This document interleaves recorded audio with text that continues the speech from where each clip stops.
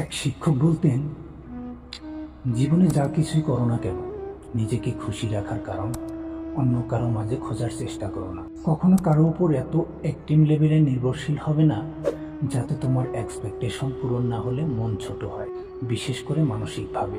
তোমার মন খারাপ, তুমি হেমন্তের গান শোনো, নিজেকে এক কাপ গরম কফি বানিয়ে বিকেলবেলা মিষ্টি রোদে আপন মনে নিজের সাথে কথা বলো, পছন্দের লেখকের বই পড়ো, নিজের কোনো বিশেষ ক্রিয়েটিভিটি থাকলে সেটা নিয়ে নিজেকে ব্যস্ত রাখো। অন্যকে ব্যঙ্গ করে স্ট্যাটাস লেখা, নিজের দুঃখ দুর্বলতার জনসম্মুখে প্রকাশ করা কোনো বুদ্ধিমান মানুষের কাজ। খুব বেশি মন খারাপ হলে রুম অন্ধকার করে চুপচাপ বসে থাকো, যার যার ধর্ম অনুসারে প্রার্থনা করো। পুরানো কোনো স্মৃতি মনে করো, হাসো, কাঁদো, যাই করো নিজের সাথে নিজের এমন একটা সুসম্পর্ক তৈরি করো যাতে নিজের মন খারাপের দিনগুলোতে একটা কাজের প্রয়োজন না হয়। যদি কোনো কাজে সফল হও নিজেকে ট্রিট দাও, যদি অকৃতকার্য হও নিজের সাথে অভিমান করো। নিজের সাথে প্রতিজ্ঞাবদ্ধ হও, তবে অন্য কারো চোখে নিজের পারফেকশন খোঁজার চেষ্টা করো না। অন্যের চোখ তোমার ত্রুটিগুলোর মাঝে, যখন তোমার গুণগুলো খুঁজে পাবে না তুমি কষ্ট পাবে, পারলে তুমিই পারবে।